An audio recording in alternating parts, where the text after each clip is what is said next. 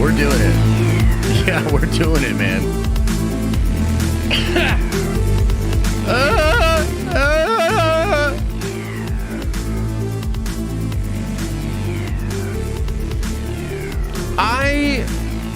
Honestly, I don't care if just 5 people watch.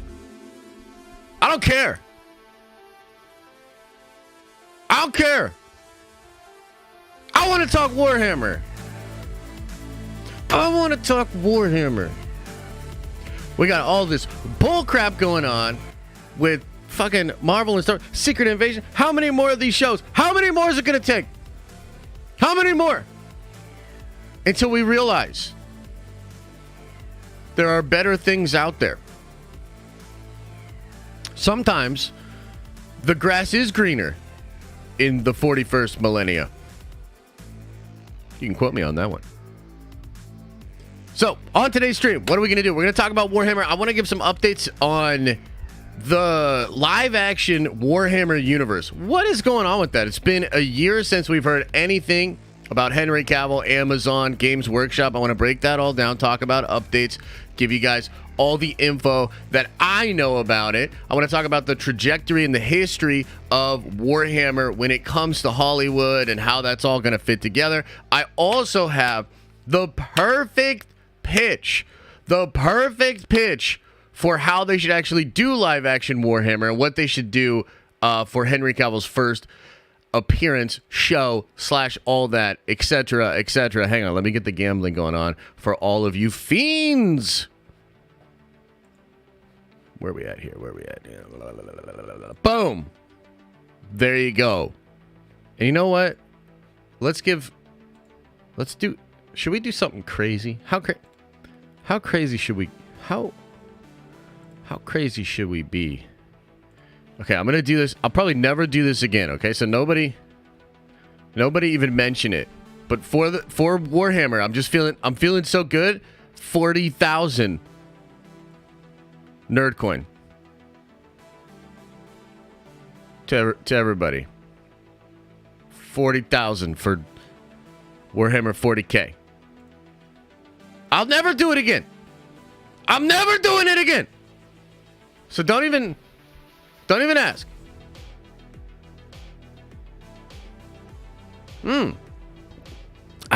Okay, and welcome to Friday, everybody. I hope you guys are doing well. What's up? We've got a couple other things that we could talk about, too. Like, I guess before we get into the Warhammer of it all, I guess I should say this. As far as show notes go, man, the only thing that's on my mind, the only thing I'm thinking about is the 2 p.m. Prime stream.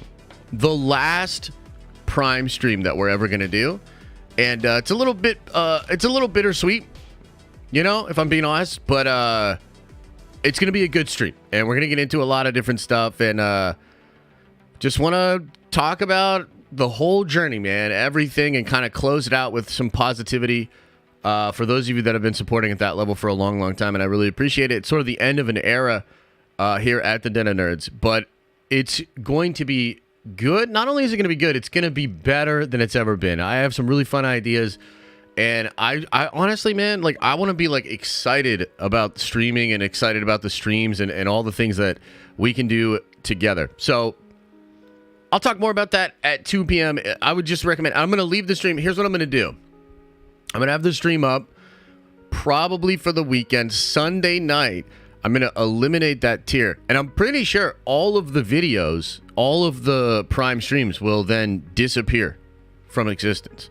So there'll be, you'll have, if you can't make it today at 2, you'll have probably till Sunday to watch it. And then it'll be gone forever. But again, it's going to be good. It's going to be positive. Okay. A couple of things off the rip, and I guess it's kind of a good segue into all the Warhammer discussion, because there were a couple of Star Wars stories that came out over the course of this week that honestly, I personally could not really see myself getting excited about. And it really just showed me personally where I'm at with Star Wars, and it's like a really sad reality. But there's a couple of different things. First of all, Keanu Reeves there's a lot of buzz picking up that Keanu Reeves may well be in The Acolyte, and it's very possible that we're actually going to get a cameo of Keanu as Revan in The Acolyte. Okay? And that's cool. Like, fans have been wanting that for like ever, dude. It's like fan casting. It's a really feel good thing for the fans. And I kind of find myself, like, I don't know about you guys, but I kind of find myself being like, cool, but whatever. Like, I didn't even make a video about it. A couple of years ago, something like that happening would have been, like, I would have rushed to make a video about it. You know what I mean? Like, I would have rushed to it. I would have been so excited to talk about it. And I kind of just, like, I don't know, man. Like, I guess the best way I can explain it is, like, I can intellectually understand why that's hype, but I feel nothing. Like, I feel nothing. And that kind of sucks. And another thing that just broke yesterday is a big story about how Donald Glover and his brother are now going to be writing the Lando show. And he and his brother, I guess they both write Atlanta, the hit show that Atlanta. And I was talking to Kendall and some other folks on Twitter about this a little bit. There's some cool aspects to like how that could work together. And I'll tell you again, dude, nothing. Like, I feel nothing. And it's just like, it's a sad state of affairs, man. I don't know. I mean, like, I'm excited for Ahsoka, and I'm trying to, like, put on the blinders, like social media blinders, and like almost ignore where Star Wars is at, where the Star Wars fan base is at, and completely ignore it because like I'm just so personally looking forward to Ahsoka, and I just want to like be excited for Ahsoka. But even my hype for Ahsoka, I'm sorry to say, it is dwindling, it is diminishing a little bit. You know, like I'm excited to experience the show. But, you know, the more I think about it, the more I think about where Star Wars is at, it's like, I don't even know if this show is going to be able to turn it around for Star Wars. There's been, like, a lot of damage done. And I'm just personally at a place where, like, I'm borderline, like, apathetic to Star Wars overall. You know what I mean? It's a really, really tough spot to be in, right? So, I mean, I don't know. Like, at the end of the day, we're going to watch Ahsoka, and we're going to keep our eye on the brand. And I mean, like, you know, Theory and I are going to continue to do Nerd Theory. Even if Nerd Theory changes a bit, like maybe we just start talking about all kinds of other cool pop culture stuff, you know, Rebel Moons, your Marvel news, DC news, Invincible, The Boys, etc. But that's just personally where I'm at. And, you know, like, just to touch on it a little bit, because I think, again, this is a part of the Warhammer conversation. It might not feel like it, but this is a part of the Warhammer conversation, because even yet Marvel, right? And even yesterday, doing the stream, right? Talking about, like, dude, I went so hard. I went so hard on them yesterday, and yet I don't even think it has the same shock value. I don't think it has the same, like, I think even the stream yesterday is an example of, like, man, we just keep doing this dance. Like, the Marvel just keeps putting out this content, and by and large, we continue to have the same conversation about the Marvel content over and over again. And it's like, this is not a good place for these brands and these businesses to be at. It's like really, really tough. Okay. And as I've said before, you know, there's a caveat. Of course, I'm still excited about a lot of Marvel stuff. I'm still excited about Star Wars stuff. But like, damn, bro, we are in the thralls of darkness. This is bad, horrible, bad stuff that's happening. And it's like tough to figure a way out and to navigate a way out. Now, let's bridge that in to Warhammer, okay? One of the problems with what's going on with Disney right now is that they literally bought these big brands and these big IPs, okay? Marvel and Star Wars, most notably. And over the course of time, the sort of corporate requirements of profit expansion and all of these different things have eroded the quality of those brands and those IPs that Disney has purchased. Okay? And we're living through that. It's really weird because I think for a while it wasn't the case. At least for Marvel, right? But now it seems like we're full on into it right now. And I think we probably could all agree that one of the big problems is that the magic is a little bit gone. I don't know if you guys let me know what you think, chat, but to me, there was a magic to Star Wars. There's a magic to Marvel. And that magic is gone. I mean, I see signs of it. It'll pop up here and there. And I'm reminded of past glory. But at the end of the day, that's a huge part of the problem is that the magic is gone, right? Now, Warhammer is a big brand, okay? And it's a big, Games Workshop is the company that owns Warhammer, created Warhammer.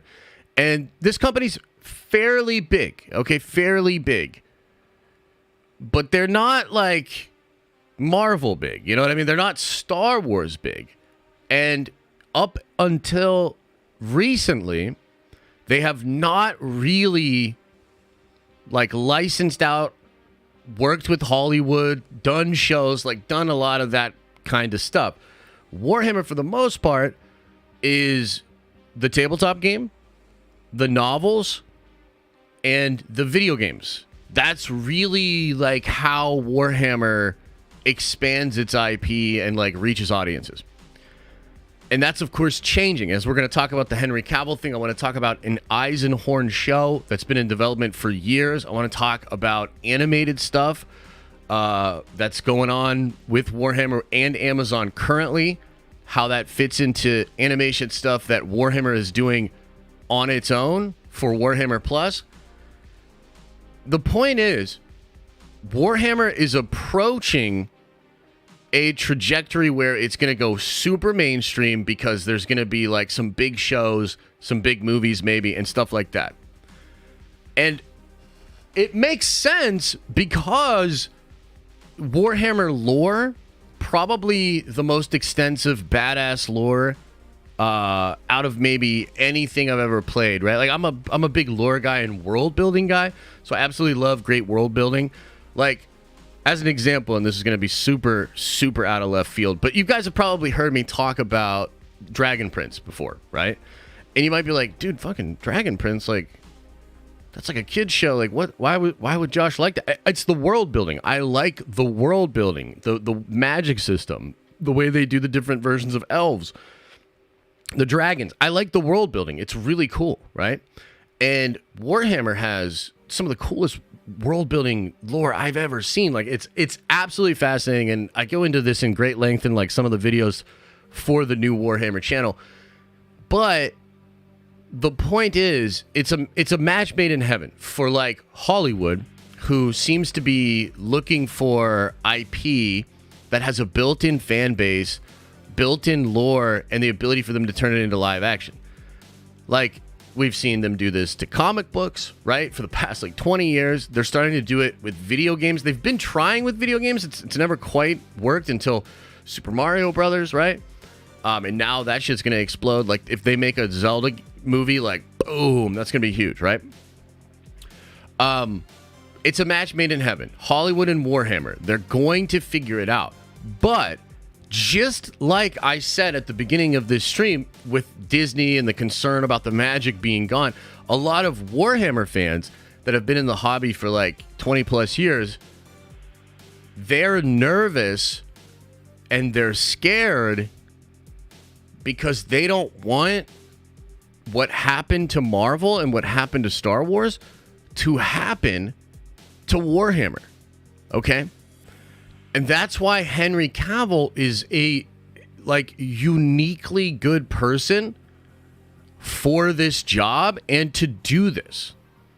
Because Henry Cavill is an actual fan of Warhammer and has been in it, deep in it, for years and years and years.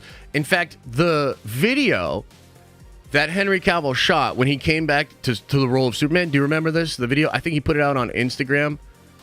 And he was like, I'm back as Superman. And then months later, James Gunn was like, nah, bitch. Y'all remember that? So he was literally wearing a Warhammer shirt in that video. I'm not even kidding you. He's literally building, or he probably was building models, literally building models, painting models. And then he cuts that whole thing about Superman. My man's wearing a Warhammer shirt in that video. He's all the way in. He's all the way in. And so he's uniquely positioned to be a great ambassador for the brand. And because he spent his whole career in Hollywood, he's uniquely positioned to bridge the gap. It's not just about being a big sweaty nerd and understanding the lore and the backstory and the world building and all of that, because we've seen examples in Hollywood before. The best example is probably Jeff Johns, of people that really understand comic books but have no fucking idea how to translate that shit into live action. They just lack the skills. That's why Feige is pretty unique in that. Because not only does he get it, not only is he super sweaty, but he can also translate it into live action. He knows how to take it and put it into live action. And I'm not saying that Henry Cavill is the next Kevin Feige or the Warhammer Kevin Feige. I don't think that he is. But I think he could possibly be the guy that could bridge that gap and figure out how to actually bring it into live action, because he's probably been his whole career looking at sets, looking at costumes, talking to different people, designers, etc. And he's probably always been thinking about how that would be good for live action Warhammer, right? In fact, I've even seen interviews with him where he's on a set doing an interview for The Witcher, and he's like, this looks like a black stone fortress, and he's like explaining this weird stuff. That's how his mind is always working. So that's sort of to set the table. And now I want to explain the latest on what's going on with all of that Warhammer stuff, because like I said, there hasn't been any movement in over a year. There was a recent update, and the update comes by way of an annual report that was actually published by Games Workshop. Okay?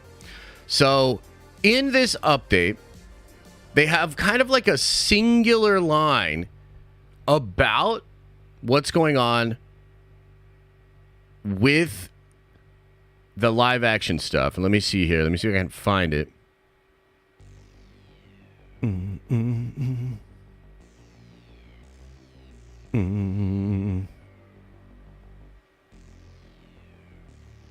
And essentially, all they say is that they can't really talk about it because they're sort of legally they can't, and they're in discussions with Amazon. Okay, so it's kind of it's a non-update, but what it indicates, and I wish I could find the actual thing here. What it indicates is that it's still being negotiated, and it's still possible that it'll happen. I gotta be honest with you guys. I kind of have my doubts that it will actually go down with Henry Cavill, okay? Here's what's basically going on. I want to try to break this down as detailed as I can, but I really want to also just get into more fun Warhammer stuff to talk about. But for those that are curious about how this is actually going down, here's what I think is happening. And I talked to some sources yesterday about this. They all told me that the Warhammer thing with Cavill is stuck in development hell. Okay? Let me explain what's going on. So, years ago, I want to say it was 3, maybe even 4 years ago, story broken, I believe it was Deadline, talking about how Warhammer was trying to make an Eisenhorn show. Okay, here, I can pull up some of this stuff for you guys here.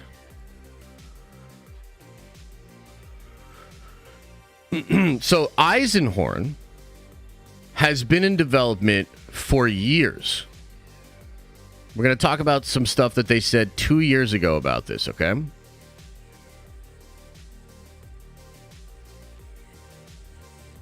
see if I can get this pulled up here. Okay, so the Eisenhorn show was in development years ago, okay? And then the Cavill stuff gets announced like last year when James Gunn was crapping all over his Superman dreams, which was really only like 9, maybe 10 months ago when it all went down. So what I think's going on is Games Workshop was developing a show already, and I think the intention from Games Workshop's perspective is we need to have this first big show that we do with Hollywood to be like really 4-quadrant.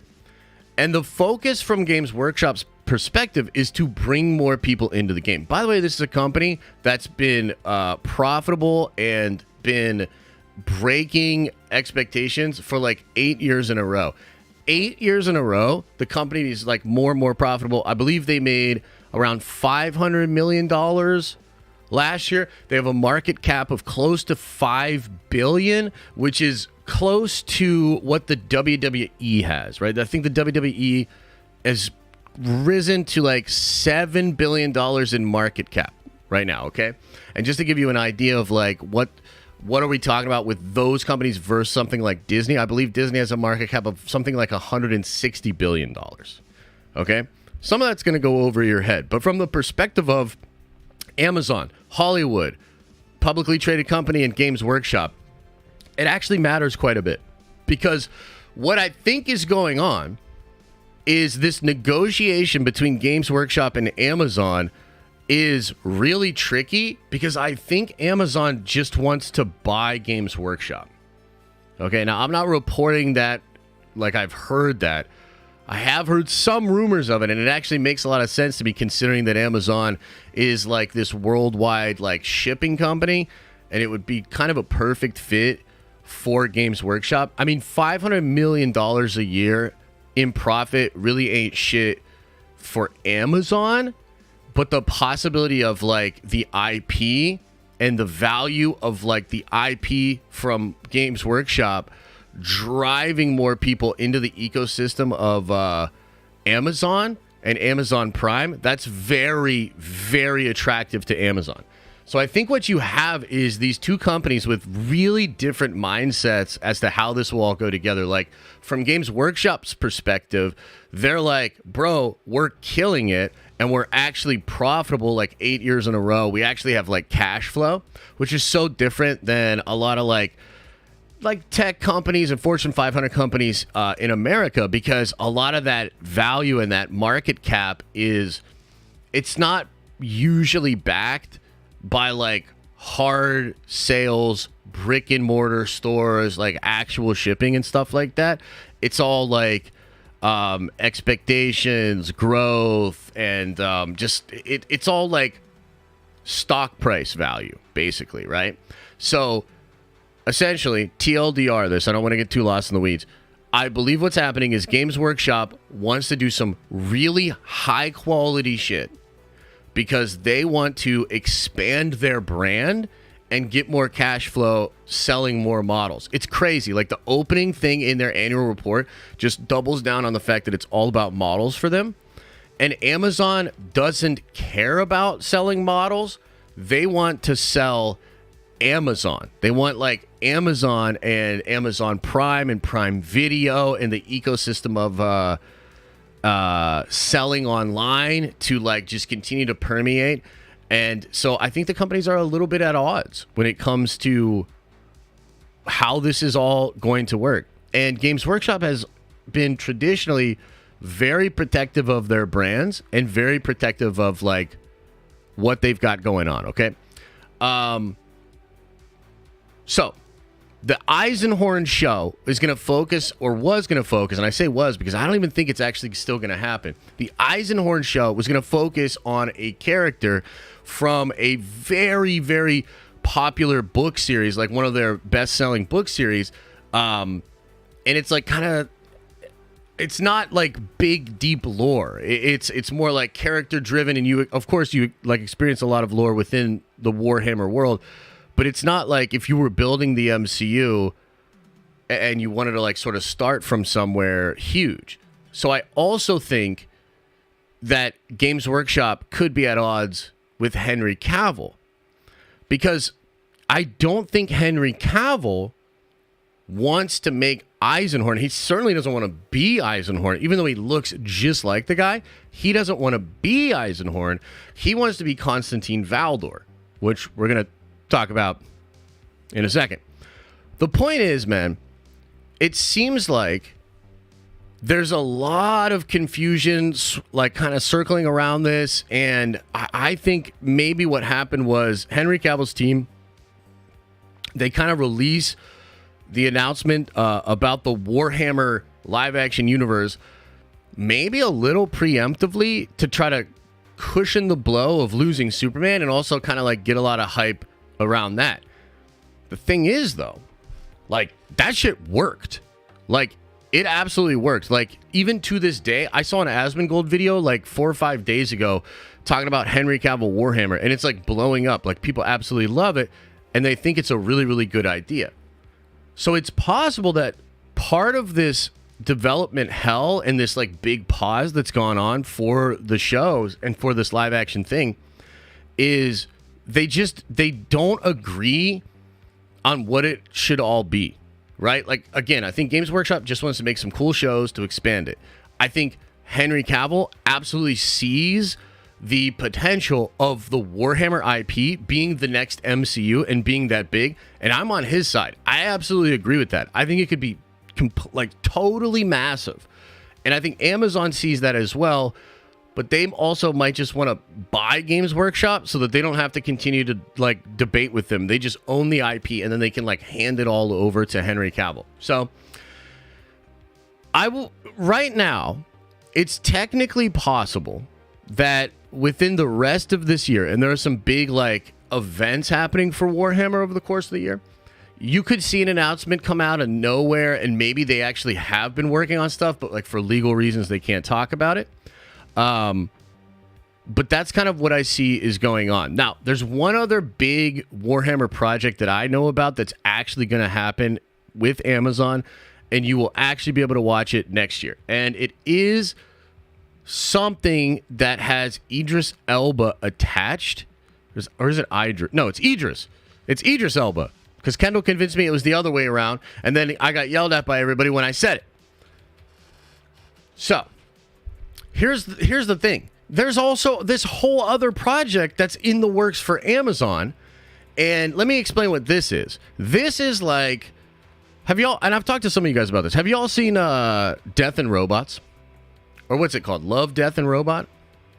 Is that what it is? It's like an anthology series, right?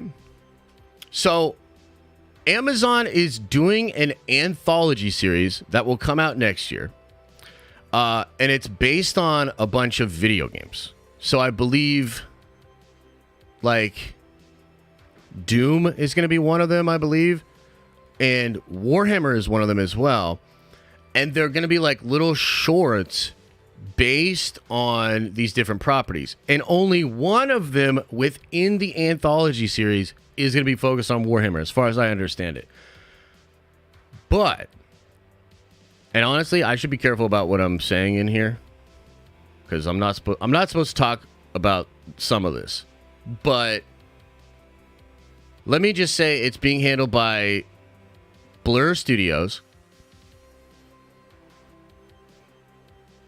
I've seen some of it. It's fucking awesome, dude.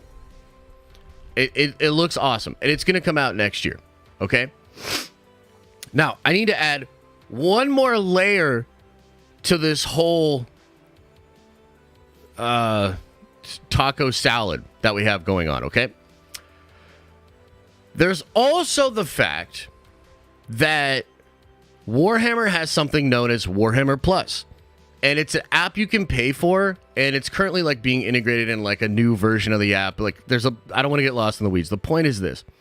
There are a ton of animations that Warhammer is currently doing completely on their own. And instead of releasing it on Amazon, they're releasing it behind a paywall for their own app. Right? And I've seen some of the animations. They're okay. Like, some of them are fun. A lot of them are like, okay. And so, like, do you see what I mean? Like, there's like all this kind of stuff when it comes to Warhammer. It's a little all over the place. Like, essentially, I think the Eisenhorn show and that whole idea comes out of a completely different line of thinking than the Henry Cavill shared universe thing. This anthology thing comes out of a completely different line of thinking. And I don't even know how involved Games Workshop actually is with this anthology. Like, I don't even... I would assume they are, but I don't know to what degree or to what level. And then there's a whole bunch of animated stuff that Warhammer does proprietary on their own app. It's just like too much, right? Like, and in some ways it actually rings a little bit of what like James Gunn was saying about the DCU. He's like, it's too fractured, right? It's too fractured. It's too all over the place, right? Now that I've explained all of the gloobly glob and kind of the boring updates and like what's going on, let me TLDR it. Then I want to show you the Warhammer channel and get everybody to go subscribe to that. And then I'm going to pitch to you guys, okay? I want to pitch to you guys the perfect story for the first Henry Cavill live action thing. I've seen a ton of different Warhammer channels give their take on this, talk about what they think it should be, etc., etc. And now that I've like dove really deeply into Warhammer, I can tell you most of them are wrong, terrible ideas. They have no idea what the fuck they're talking about. I'll tell you what it is because I went to film school, and I'm going to explain to you the perfect story, the perfect pitch for the first Henry Cavill Warhammer thing, hands down. And also, I want everybody, at least everybody that's a Nerdvenger, to go subscribe to my Warhammer channel right now. I'll know if you don't. And how you gonna find it? How you gonna find it? I'll show you right here. That's it right there. Warhammer Explained. I think the best way to find it is actually if you @ it. So if you search @Warhammer Explained, it should pop up. And I decided I'm actually going to push the first video out on Monday. I'll publish the first video on Monday. It's not quite ready, but we've got basically like 3 videos pretty close to being done in the tank. The first one kind of explains what Warhammer is and like why it's so awesome, like why I'm so into it. The second video explains the main story, the main lore, and then I'm talking about Primarchs returning in the third video. And it's just like there's so much dope shit to get into with the channel, with the lore. And look, a lot of you guys have been hearing me talk about Warhammer for like over a year, right? Whether it's on the streams, whether it's on Twitter, whether it's on Nerd Theory. I've been talking a lot about Warhammer. I'm absolutely obsessed with Warhammer, and I have been for some time. And I am so fucking excited for this channel, and I've been approaching it in a completely different way where I want to like really take my time and put out like high quality videos, like incredibly high quality videos at probably a pretty slow output, like maybe a couple of videos a month, maybe like at most 4 videos a month. And I don't even think we'll hit that. So sort of build the library up slowly over time, but that's what it is. That's what it is. Okay. So now let's talk actual fun stuff. Let's talk the actual lore. The first thing that we need to explain is the character that Cavill wants to play, okay? And it's actually this guy right here. Let me see if I can zoom in on this fucking thing. Maybe I'll get a better picture of it, actually.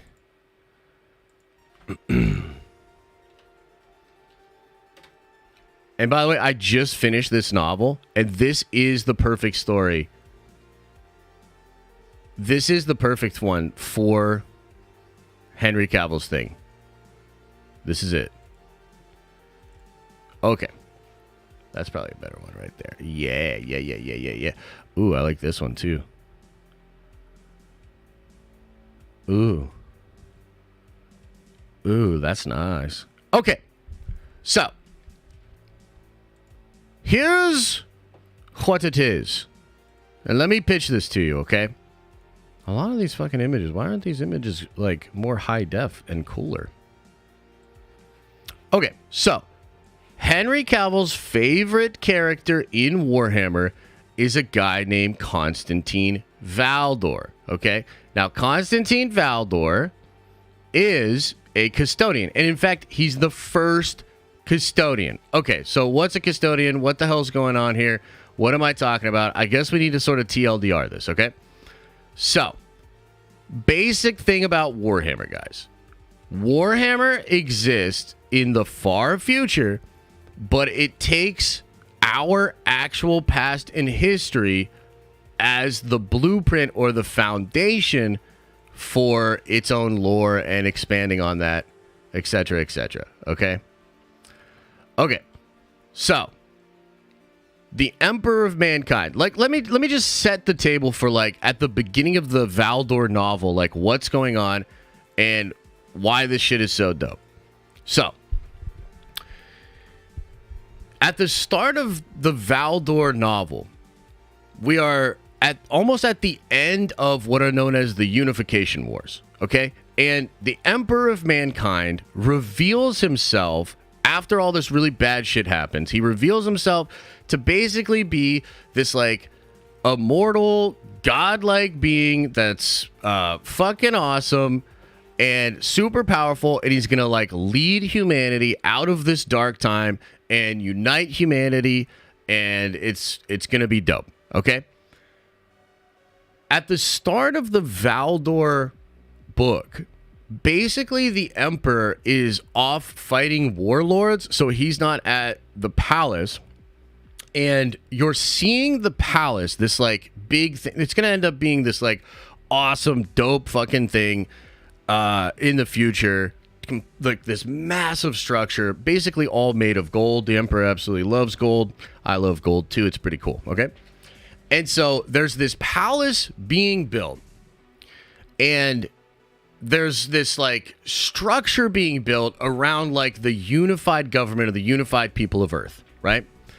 And Valdor, who is Valdor and what is the custodian? Essentially, guys, the Emperor of Mankind is kind of like Mr. Sinister from the X-Men.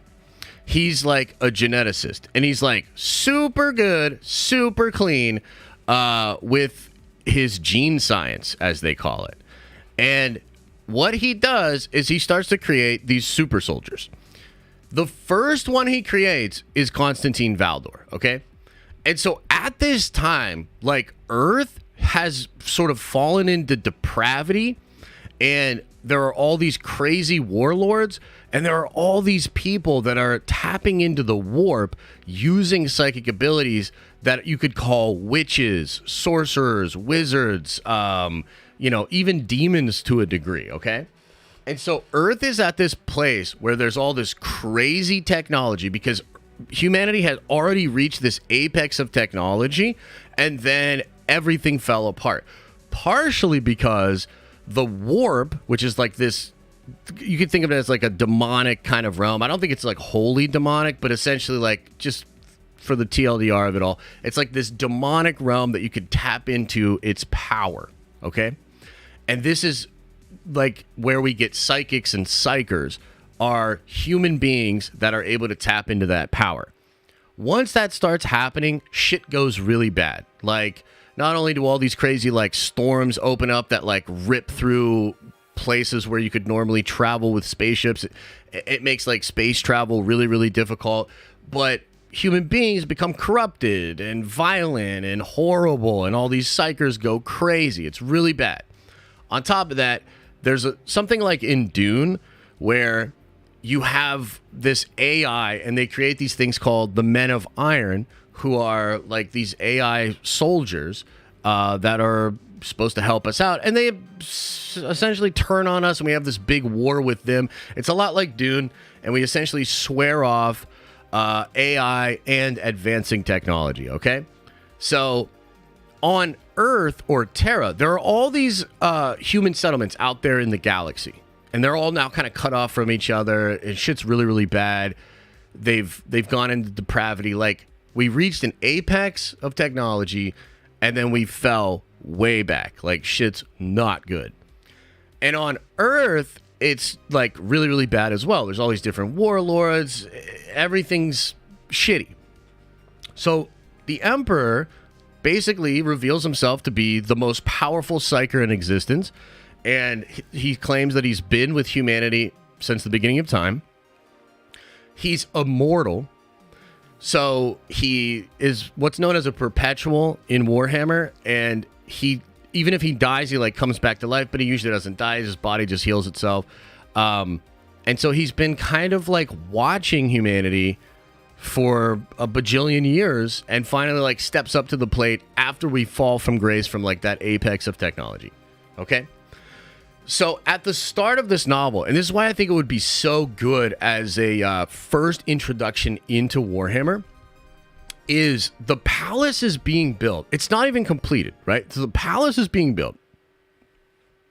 The custodians, who are these 8-foot tall super soldier motherfuckers that are like, they're like Batman if he was given the Captain America super soldier serum. Like, super badass, absolutely incredible warriors.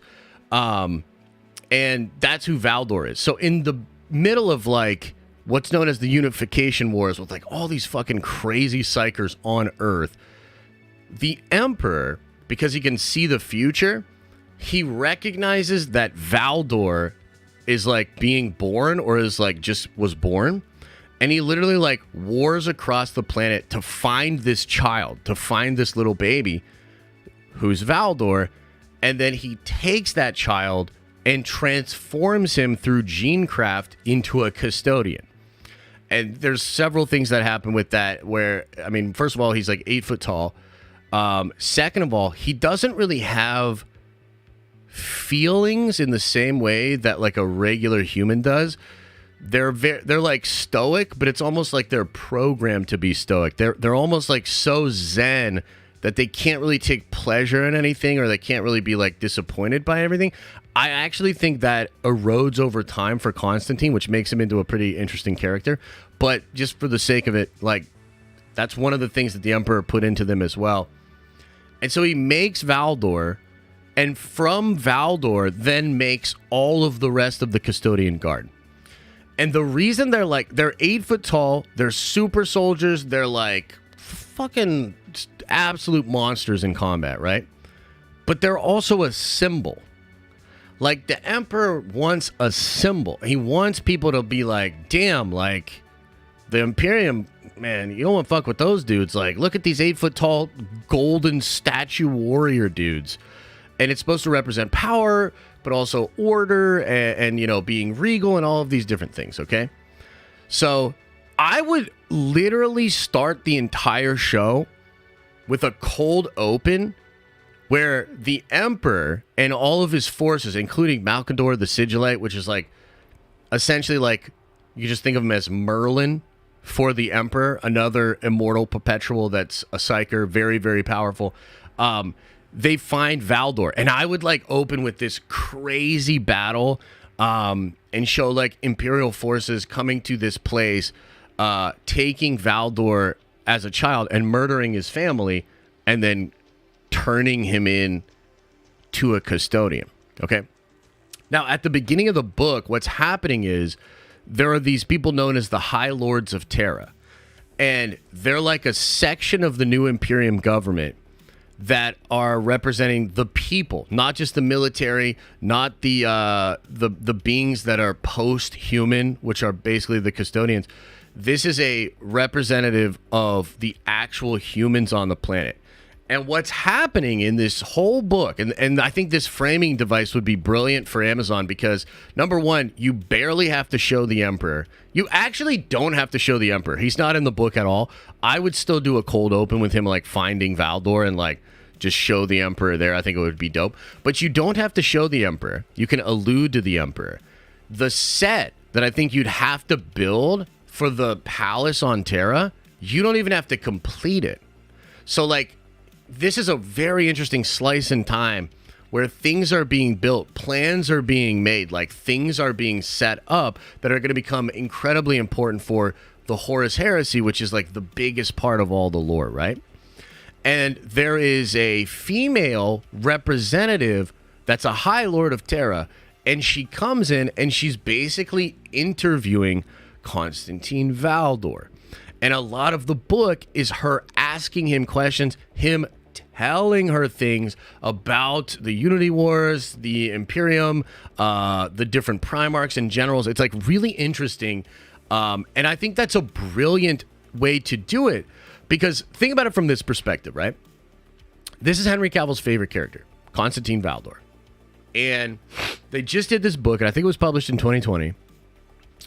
And so the first ever like live action like intro into the Warhammer universe could be this High Lord of Terra, this lady, coming to the palace, seeing it in its incomplete form, and basically having conversations with Valdor in which you could do flashbacks and talk about what was going on. Now, one of the main focuses of the book is the fact that there were super soldiers created known as the Thunder Warriors, who are literally taller than the Custodians. It's bizarre, but they were like 10 feet tall or something like that. Like they're even bigger. And essentially, like the Emperor creates the Custodians, and they're these super soldier perfect beings. Like, bro, they're perfect. But the problem is they take forever to make. It's not economical. And the Emperor doesn't want to just conquer Earth. He wants to conquer the stars. He wants to conquer all of these different planets that, again, have human settlements, right? So it's not practical to make a bunch of Custodians as army. You need something that's, like, easier to make, you know, just bulk warriors that you can just make a bajillion of and go out there and, like, conquer the stars, right? So the Custodians are, like, his personal guard and his symbols, but then he had to make something else. That is where he makes these things known as the Thunder Warriors.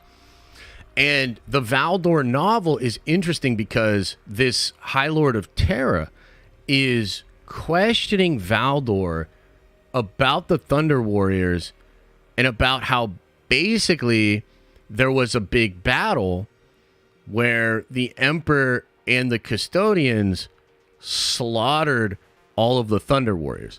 So the Thunder Warriors are like these perfect tools for the Emperor to destroy or to take over Earth, but they have like gene flaws where essentially they're all going to start falling apart and dying eventually. And they're also like mentally unstable.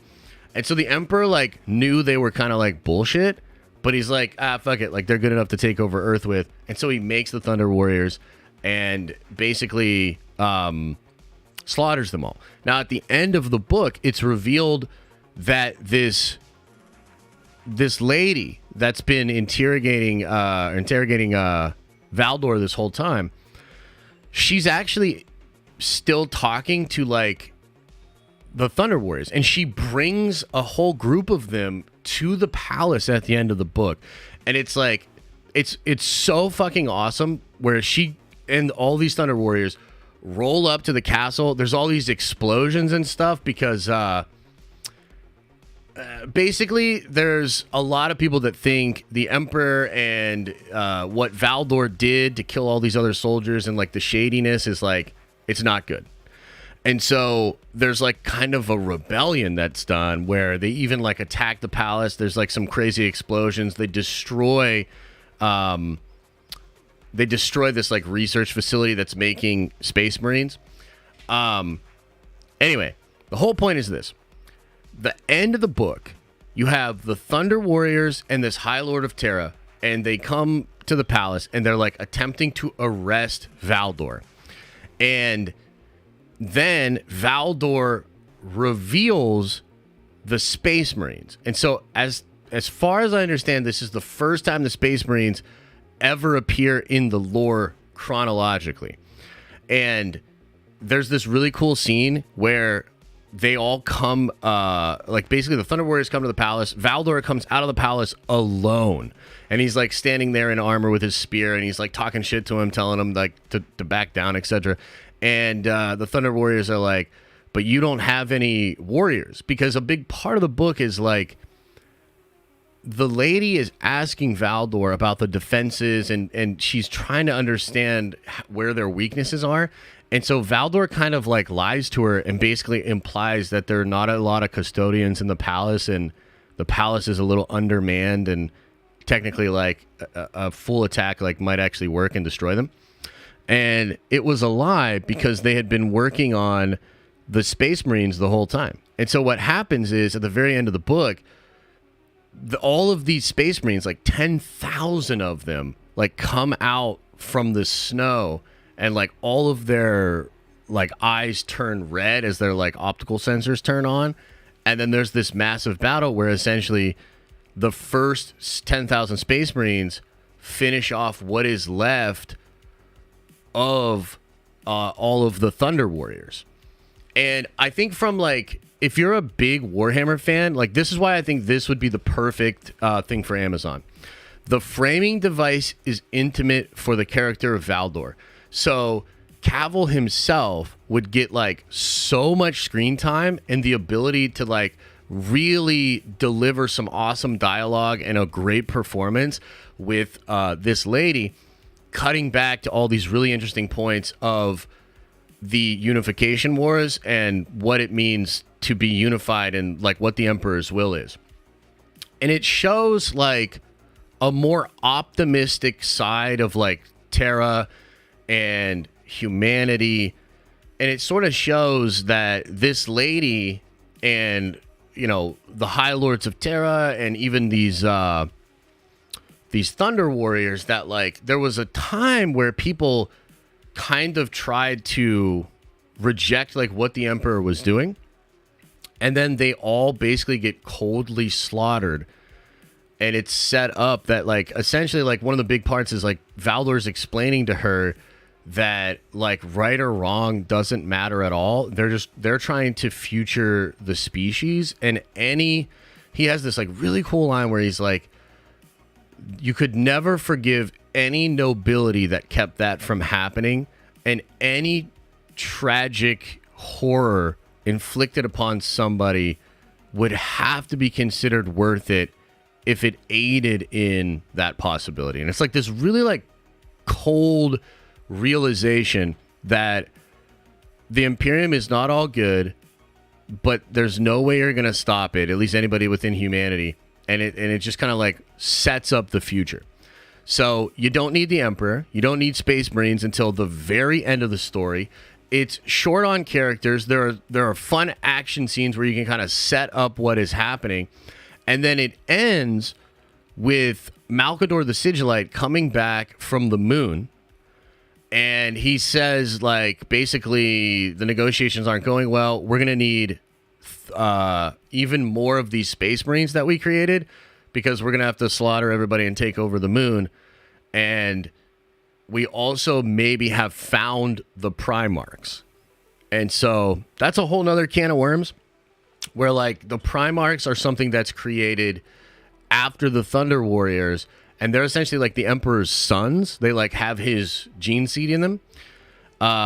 And they all get scattered across the galaxy by basically demons. And there's this moment where Malkador says to Valdor, you know, they might not be lost. Like the Emperor basically thinks that he feels them out in the stars, and we're going to go try to get them. And Valdor actually doesn't like it, because literal demons grabbed these little babies and like shot them across the galaxy. And Valdor makes the statement where he says like, well, they'll be tainted by chaos. They'll be tainted by their captors. So how can we go and trust them? This will be our ultimate downfall. And it's like really ironic because it is their ultimate downfall. The Horus Heresy and the fact that about half of the Primarchs get corrupted by demons and turn against the Emperor, that's what causes the state of 40K, which is like basically shit's horrible. The Emperor's plan didn't work. The basic trope of like what Warhammer is God's broken children trying to put the pieces of the broken world back together. So like God is the Emperor. He's this perfect being that had this perfect vision for humanity, and his broken sons are now trying to work out his failed vision because it didn't work, right? And I think setting it up via the Valdor character, via like the beginning of, because they haven't even really like left the planet yet. They have left the planet, but like Earth is making all of these ships. Like, so think about it like this. There's this last episode of the show, just like with like, you know, the way that Star Wars and Rogue One, remember in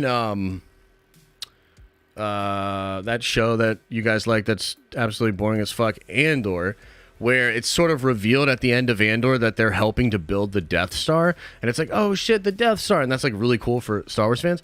It's like, if there's the fleet to actually go start the Great Crusade and like all these like massive arcs and like crazy big ships and the Space Marines being built, and the Primarchs being found out there, it'll be this perfect setup for like the next show or the next movie.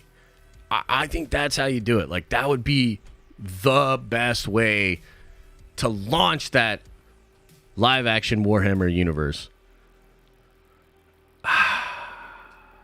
Any questions? Sorry, I zoned out for a second. I didn't look at chat for like an hour. I'm sorry, I didn't look at chat for like an hour. I have no idea what you guys are saying.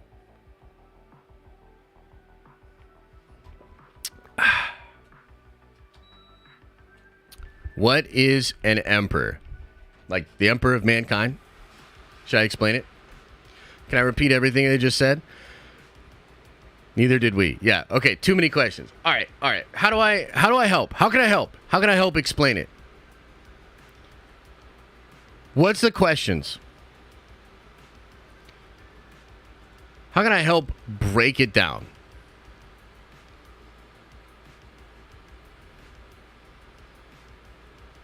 This is what the Emperor looks like now. Just so everybody knows. Wait, what?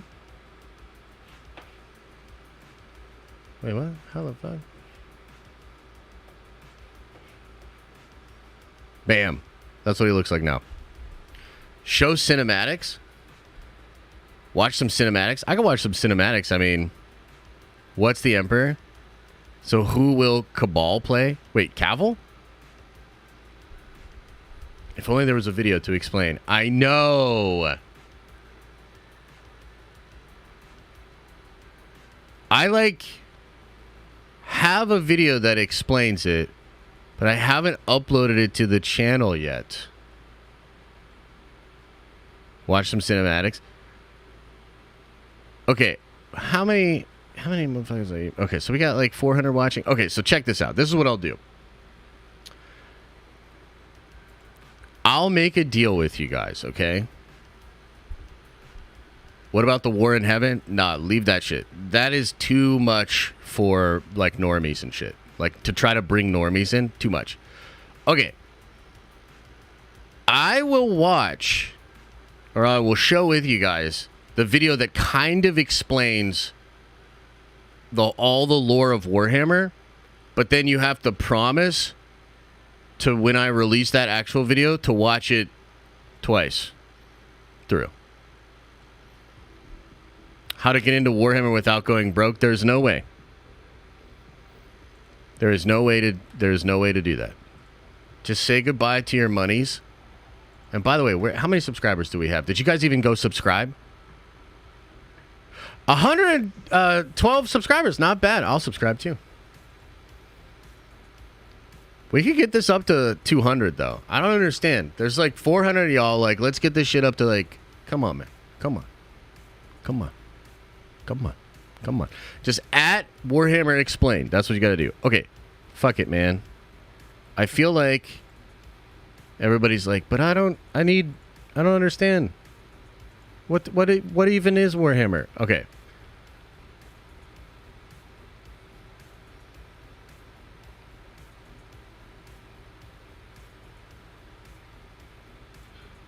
Fuck it, man. Let's watch this video together.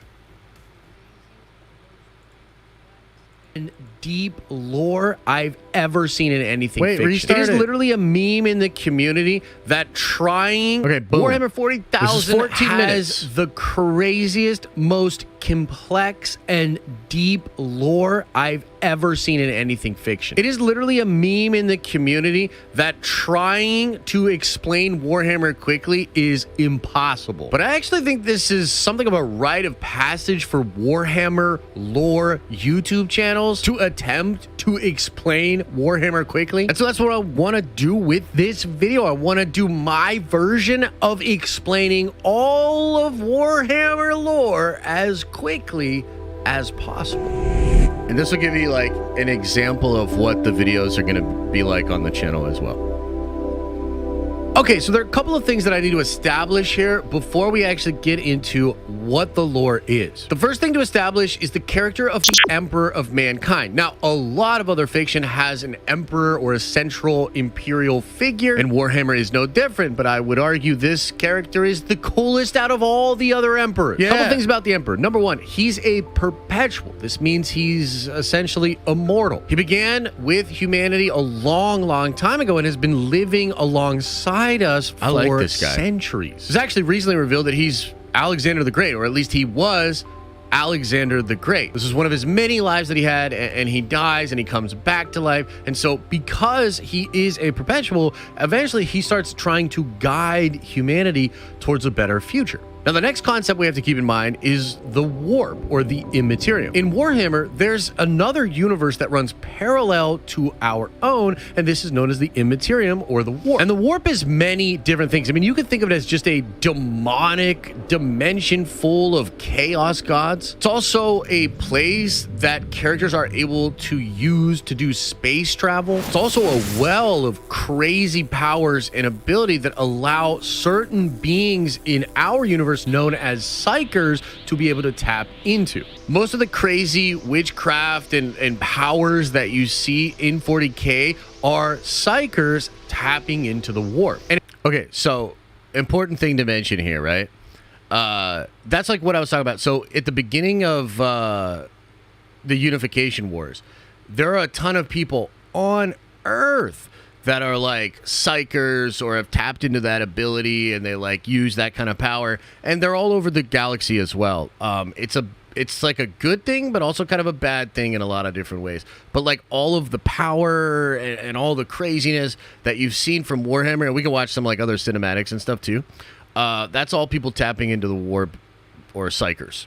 And in fact, it's actually explained in the lore of Warhammer that in our modern day, like where we're at right now, a lot of the tales of different wizards and witches and magic and a lot of our myths are actually coming from real people that were able to tap into the warp. Okay, next thing we got to establish is the present setting of Warhammer 40,000, because when the game was originally conceived, it was just in the 40th millennia, and there's constant war, and mankind is fighting against the orcs, the Tyranids. But then the lore gets filled in with a lot of stuff that happens leading up to the present day 41st millennium. Currently, the Imperium of Man is a heavily centralized, authoritarian regime. They're brutal, they're fascist, they destroy people that won't worship the Emperor, they fight constant wars against other aliens, they take advantage of hive worlds where most of the humans grow up as essentially slaves, and they mine resources that are then sent to Terra or Earth. The Emperor himself is interred upon the Golden Throne. It's a life-sustaining device that keeps his psychic presence alive. The Emperor is also worshipped worshipped as a god across the Imperium. The Imperium faces countless threats, both external and internal. Chaos continues to corrupt and wage war. Xenos races pose a constant danger, and the warp itself is still threatening to expand and engulf all of reality. The Space Marines, the kind of guys you always see depicted on Warhammer art, are out there fighting the good fight. I'm sorry, I had to pause. I set the pause for just a second because I know everybody's loving it, getting into the flow, and Ryan's real mad at me for pausing it. But this is what I'm talking about, the Space Marines. They pop up at the end of Valdor, and so you don't need to have them in to show it all until the end of the... Okay. Defending the Imperium from heretics, aliens, and other enemies. But frankly, it's not a good time. It's a really dark, crazy place. The Imperium itself, technically the good guys, but also kind of horrible. But now let's Tarantino this, right? Let's go back in time. How did we get here? Let's first talk about the dark age of technology.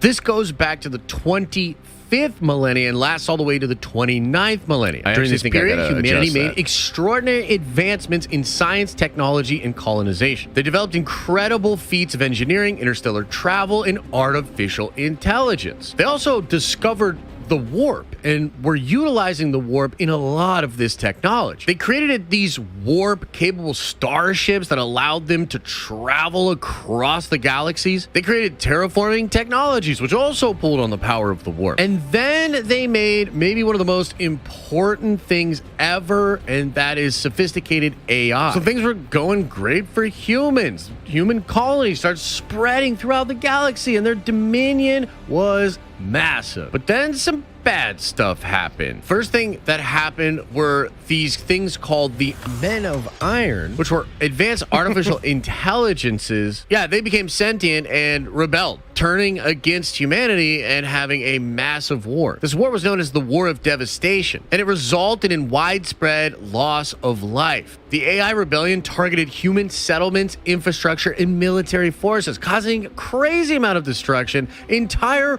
worlds were laid waste, and the conflict escalated to crazy cataclysmic proportions. Eventually, humanity did destroy the Men of Iron and win the War of Devastation. But this led to a deep fear and a distrust of advanced artificial intelligence. So as a result, the use of AI and technology was severely restricted, and the Adeptus Mechanicus, the religious and technological organization, emerged to preserve the control of technological knowledge. This is very similar to what happens in the Dune series. Hey man, this guy's pretty good. Whoever made this video did a pretty good job.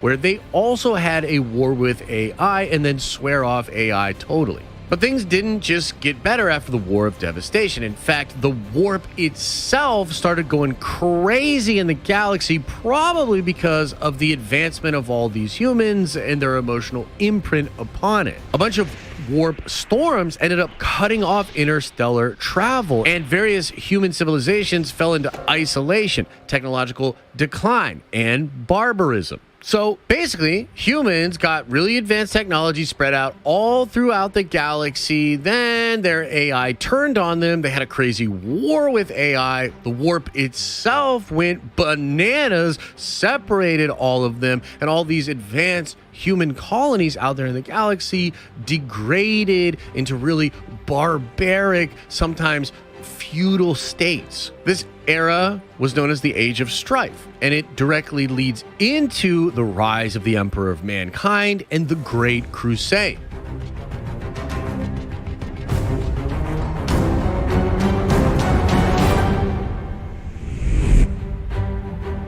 Yeah.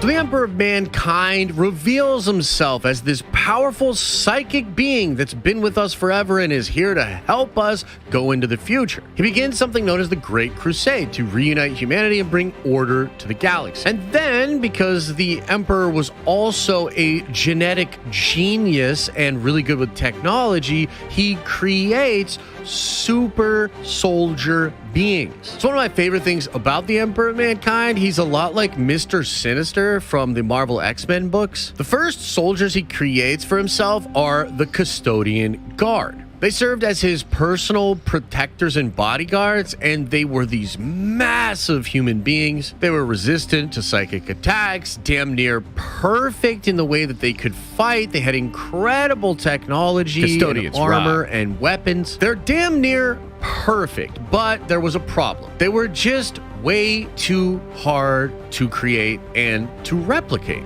The Emperor couldn't really see himself conquering all of the galaxy with custodians. That would just take forever to create that many custodians. So then he created the Thunder Warriors. The Thunder Warriors were much easier to create than a custodian guard, but they were also crazy powerful, superhuman warriors. But there was a problem. The Thunder Warriors were unstable. But the Emperor figured they were good enough to conquer and unify all of Earth, or Terra, so he took part in what was known as the Unification Wars. And with the Custodians by his side, he and the Thunder Warrior army beat back all of these different warlords that were on Earth. The Emperor conquered all of Earth, but then he had him and his Custodians destroy all of the Thunder Warriors. Next up was the creation of the Primarchs. The Emperor created 20 genetically engineered beings infused with incredible power and leadership. He used some of his own DNA, some of his perpetual baby mama's DNA, and he also made some kind of a deal with the Chaos Gods of the Warp. It's unclear if he was given a portion of power from Chaos or if he stole a portion of the power of Chaos, but either way, he took some of the Chaos power of the Warp and infused it into these 20 Primarchs. But the Chaos Gods, who for now you can just think of as these demonic beings in the Warp that are watching over what's happening in the material universe,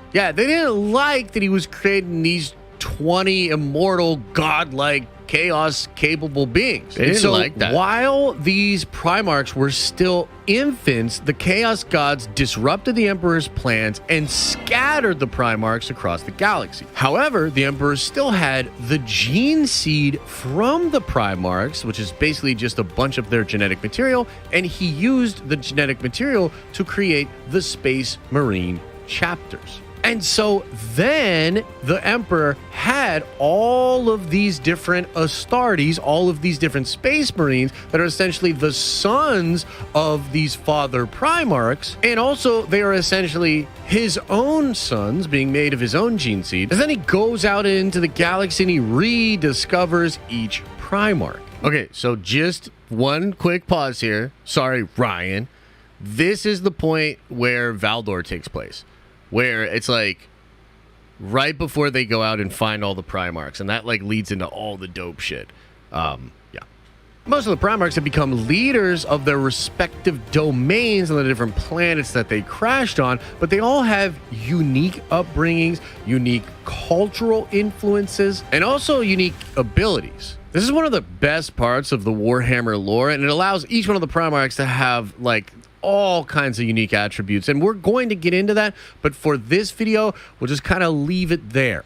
So after discovering all of the Primarchs and putting them to work to unify the rest of the galaxy, the Emperor goes back to Terra and he begins working on the Webway. Essentially, he's just trying to really perfect space travel through the warp for the entire Imperium. But the Chaos Gods, who remember were keeping a close eye on all of this and had scattered all the infant Primarchs, they didn't like what was going on with the Emperor, so they start to corrupt the Primarchs. Horus, who was named as the War Master over all of the Imperium army, was corrupted by the Chaos Gods and started a rebellion. This is known as the Horus Heresy, and it happens in the 30th millennia, 10,000 years before Warhammer 40k. And even though the rebellion itself only lasted for between 7 to 10 years, its ramifications were felt forever, and it is the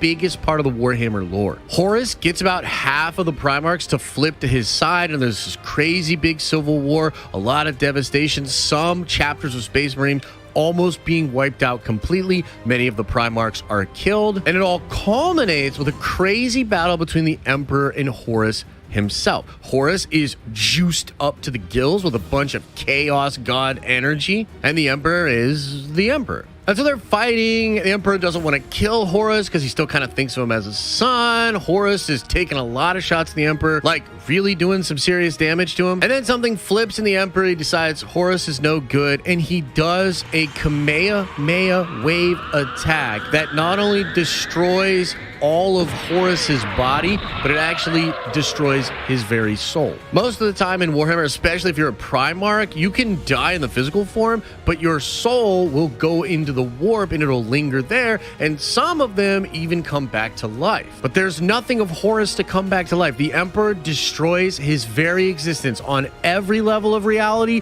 Horus was obliterated. But in order to obliterate Horus, the Emperor used all of the last bits of physical energy that he had, and it leaves his body completely decimated. He's essentially a corpse at that point, barely alive, and he's dragged to the Golden Throne where he's put on life support. And from there, the Emperor exists, being alive mostly in the warp now, and over 1,000 psychic human beings a day are sacrificed to the Golden Throne as a way to keep the Emperor alive.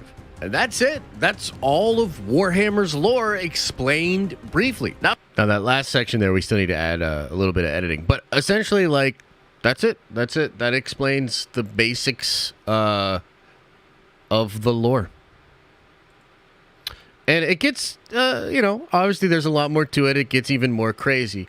But, yeah. What do you think?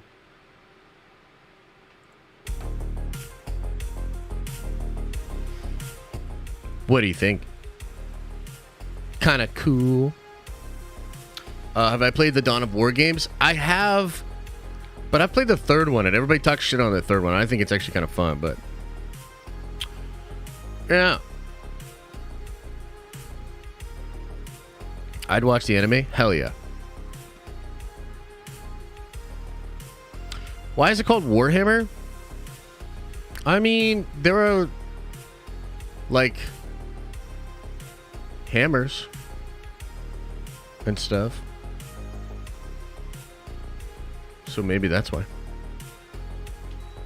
It was originally called Rogue Trader when it was first invented. I don't exactly know why it became Warhammer. That's actually a good question. War Chainsaw.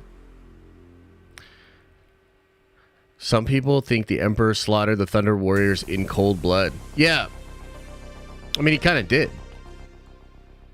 I mean, he literally, like, creates them, fights by their side for years and years and years, knows that they have a defect where they're all probably going to die, and then slaughters all of them and tries to erase them from all Imperial records.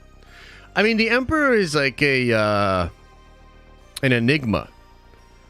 Like, some people don't even think he's the good guy. Because, like, all this really bad shit that happened. And he's presented in, like, a couple of different ways. It's, like, one of the fun...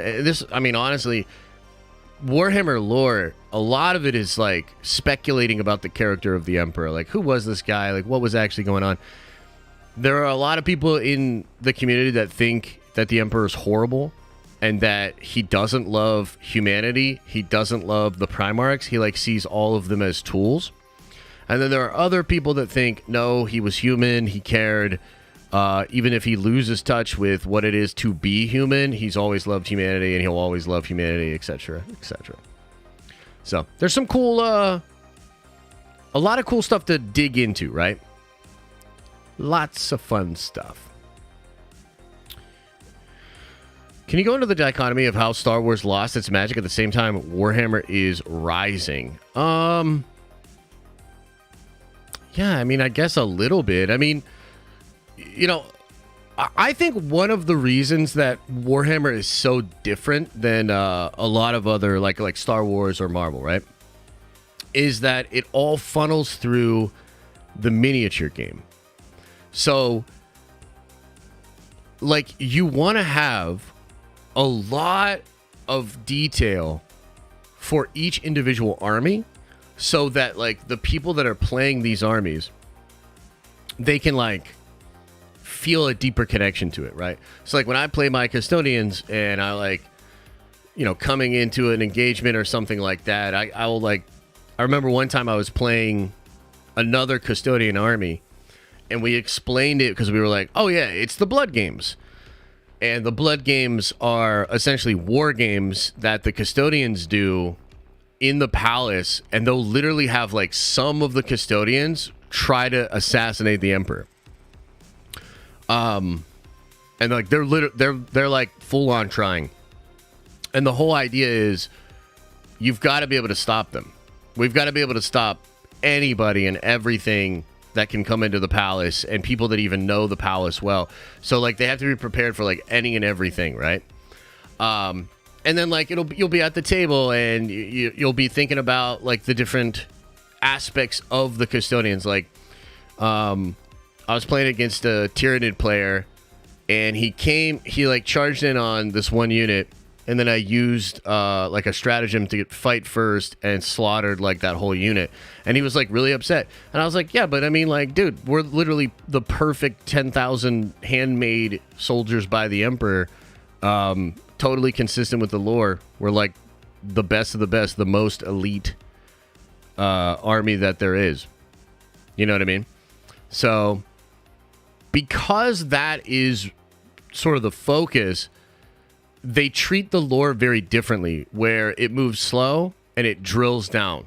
It's like slow moving with, like, a shit ton of detail. Like, and this is meant to give you different storylines to latch onto for your game, different facts, different things to, like, know about your army, etc. So, like, I was talking to my buddies last night. We were playing Remnant 2, which is fantastic. Such a cool game. And we were talking about a little Warhammer, and I was like, well, Brandon, you know, the Tau did team up with the Ultramarines once to actually fight back the Necrons. So we could actually team up, and it wouldn't break lore, and it would actually make sense.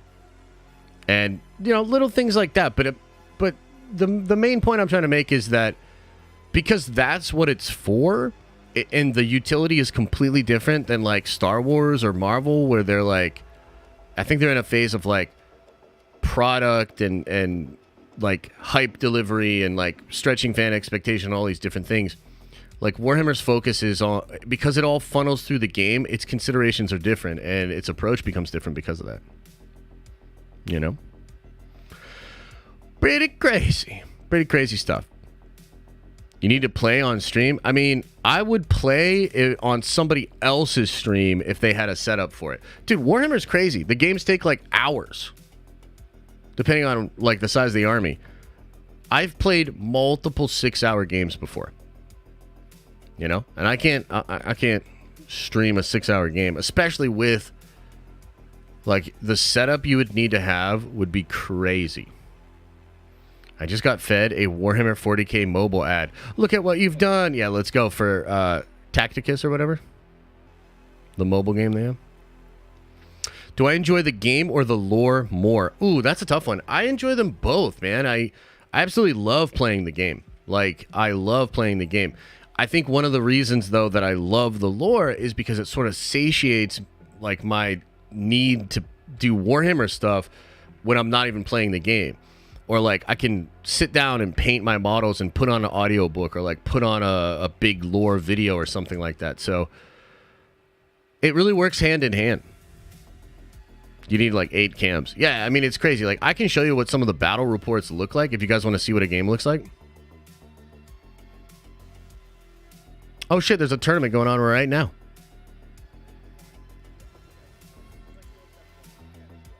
Tournament. going on right now. So this is Orcs versus Eldar. Okay. And you've got, like, this is a top-down view, right? So you've got, like, all the orcs. Looks like it's very early on in the game. You got a bunch of orcs over here in the corner.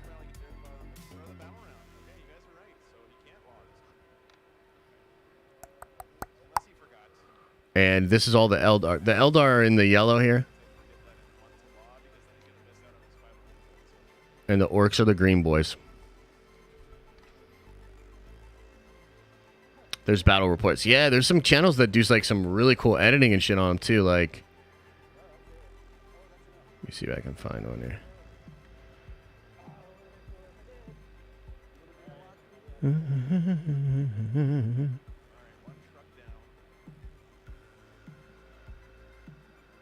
I want to see like a tabletop tactics video. I don't know why they're not popping up. I guess I just haven't watched one of their vids in a while. Oh, here's a good one. Oh, wait, no, this is Art of War.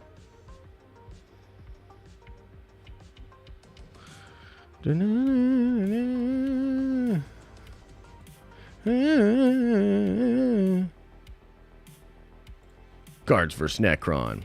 Welcome back, everybody, to Tabletop Tactics. You join me, Chaos Lord Beard, and we descend onto the decks of boarding action for the first time. Oh, this is boarding action? Oh, well, you can see what I mean, though. Take on the Necrons. That's right, it's me, Overlord Chessie. We can both be lords today, isn't that pleasant? I don't want to watch the boarding action. Let's watch this one.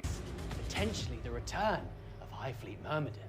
Freshly emerged from the Tyranid biopools with a whole Look at these host of beautiful new Tyranids. adaptations and a cheeky new color scheme. Myrmidon is back, and I am the humble Hive Queen Jinx at the head of them today in this first ever game of 10th edition with the Tyranids and the Death Watch. Yeah.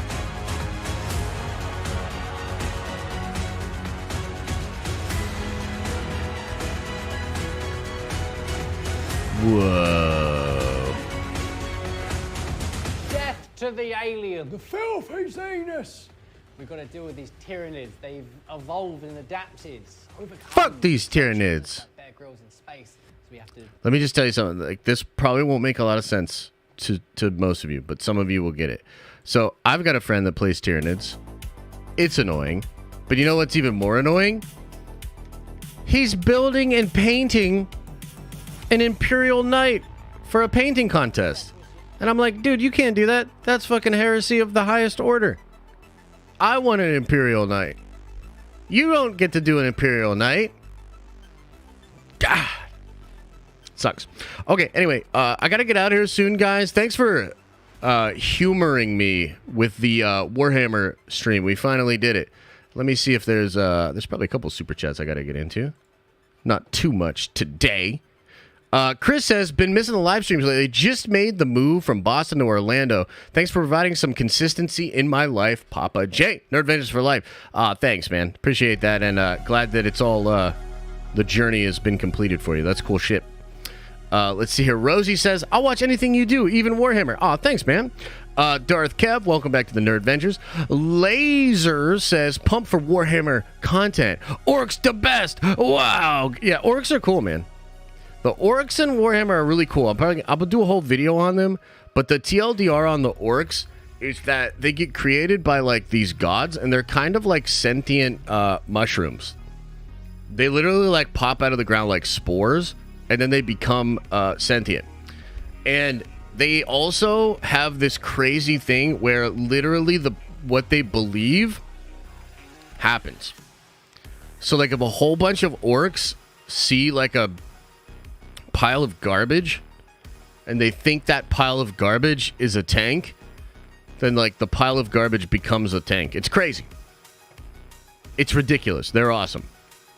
PJ Light says, you still in Philly, bro? Let's roll some dice. 40K. Hey, dude, send me a message about that. I'm not in Philly, but I was thinking about when I in October when I'm at New York Comic Con, I'm thinking about maybe doing a Philly trip for a day as well, like around that time.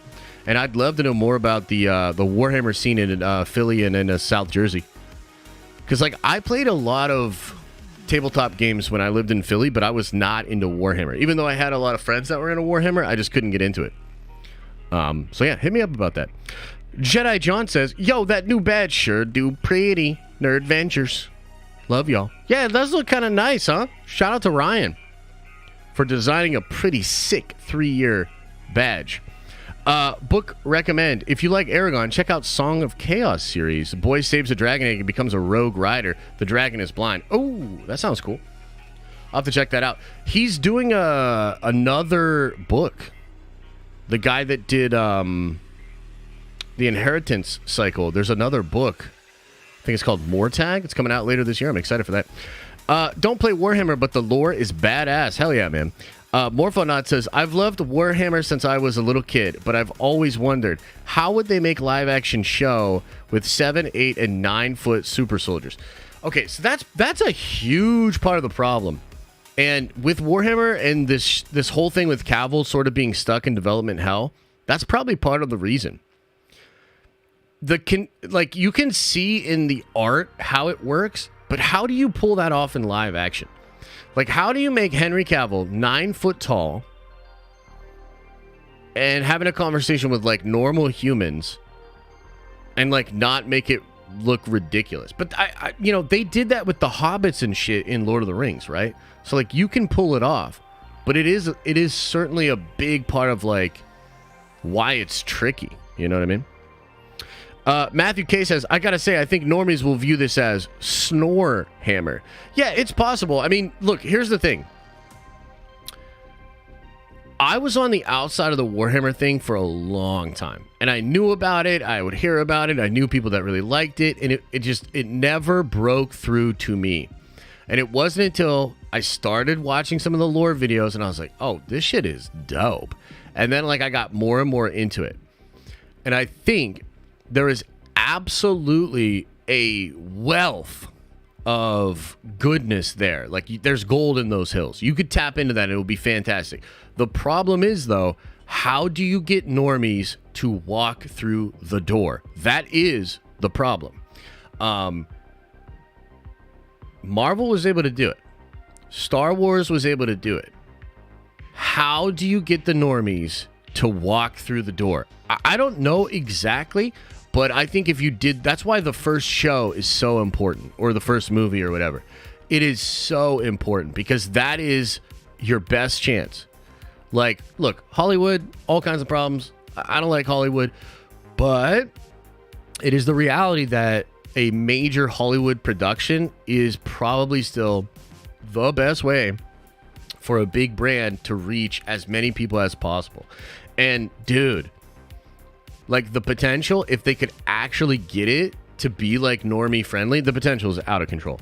But no, I agree with you. I mean, it's a massive issue. Big Guesser says, I love you, Papa J. Hey, thanks, man. Kalisto says, nice job on the 3-year badge. Thank you, Ryan and Josh. 1 more month for me. Nice. Yeah, mostly shout out to Ryan. All I did was say, oh, I like that one. He did it. Can you show us some pieces you've painted, please? I would, but maybe later on, maybe in a different stream or something like that. I got to get out of here, and I don't feel like doing that right now. Sorry, bud. Darth Crypto says, how's the fam doing? Also, are there any good PS5 Warhammer games? Looking for the easiest way to get into Warhammer 40k. Nerd Avengers for life. There's a really cool game coming out later this year called Space Marine 2. That's a really good one. And maybe if you wanted to play the first Space Marine, that would be a good one as well. I also really... There's been a couple of different games that I really enjoyed, but they're PC games. I don't know how accessible they are, and I don't know if they're on PS5. So I'd probably say when Space Marine 2 comes out, go for that one. Purple Funk says, what Warhammer 40k character would you give a BBL? Oh, that's easy. The Sisters of Battle. That's easy. Let me show you the Sisters of Battle. Imagine a bunch of super hot waifu-like chicks, all with battle armor. That's the Sisters of Battle.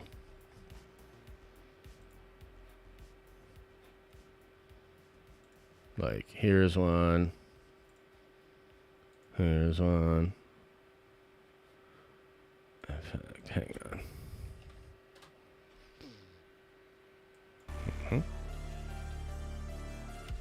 What the fuck? What the hell just happened there?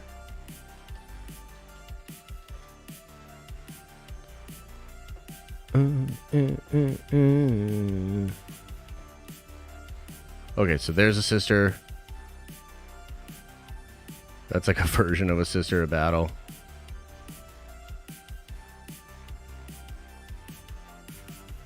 Here's some real tasteful sisters of battle. Yeah.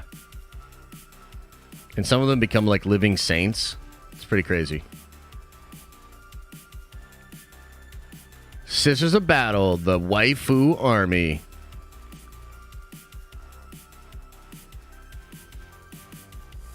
Yeah. Here's a very tasteful example of a sister of battle. You know? Just tasteful stuff. Just tasteful stuff, guys, you know? Okay, let's see here. Lightning Slug says, I hope you get to interview Henry Cavill one day. Would be dope, nerdy discussion. If you do, would you rather discuss Superman or Warhammer? You the best. Oh, dude, Warhammer. Easy. Easy. Easy. Warhammer.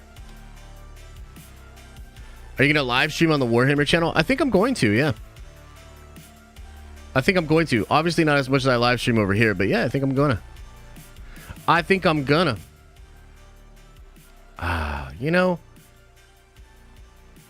this was kind of a nice stream, you know? It was different.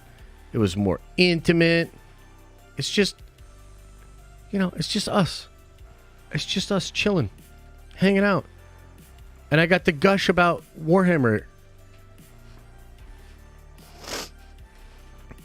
Just got to gush about Warhammer. A little more low key. Tasteful or tasty? Nom, nom, nom, nom, nom. The closest shop where you can play Warhammer IRL, Josh? It's like 5 or 10 minutes away. You promised cinematics. I showed a whole video from the channel that's not even released. Maybe live stream from a local shop. It's just tough, man. Like, look, I would love to. That's far off, man. That's far off. I'll be completely honest with you guys. I'm so into it. I've definitely thought about it already. There's a location that Elisa and I have been looking at for about a year, and we're thinking about starting our own comic book shop. Now, if we did this and we purchased this location, I would use like the bottom floor as like the comic shop and the like place where you play games, and then the top level I would create like a YouTube studio where we could do all kinds of content, including like battle reports of Warhammer, games of Magic the Gathering, all kinds of tabletop games, like a whole crazy, like a ton of different cameras and cool stuff like that. And then we would even have our own like Warhammer tournaments and different tournaments and stuff like that. So, but we're a bit of ways from that. You know, we're also kind of in like a recession and interest rates are crazy and shit. So it's like, gotta wait and see. Okay, guys, I'm going to get out of here. I appreciate you guys that came and watched the Warhammer stream. Thank you. Much love. I appreciate you guys. And I'll see some of you guys at 2 for the final Prime stream. And I'm also about to release a dope video about Secret Invasion.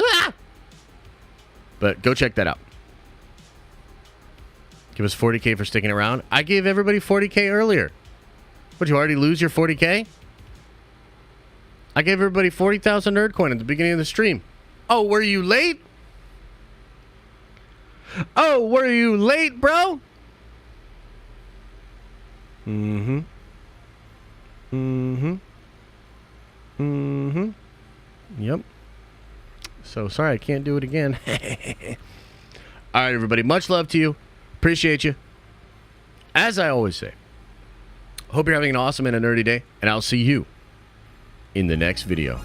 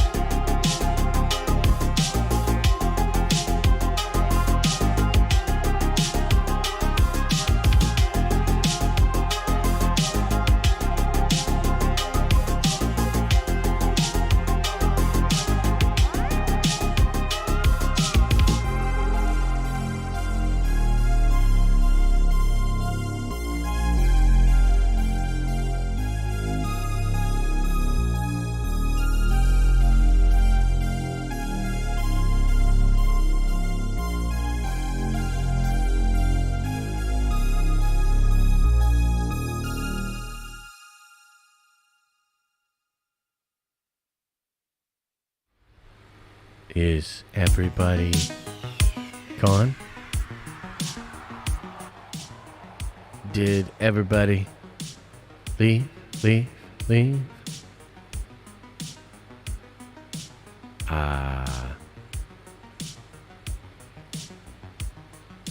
Yeah. You know, that one, I had to do it for me. I was sick. I'm sick of talking about Marvel and Star Wars and how everything's mid and like, oh, but it'll get better someday. I'm fucking sick of it. Just wanted to talk about some dope Warhammer. Wanted to talk about what I love. So thanks. I appreciate you. Now make sure you open up that third eye. And wash out your stinky butt. And go subscribe to my goddamn Warhammer channel, Warhammer Explained. It's at Warhammer Explained. At Warhammer Explained. We're going to drop a video. We're going to make some videos.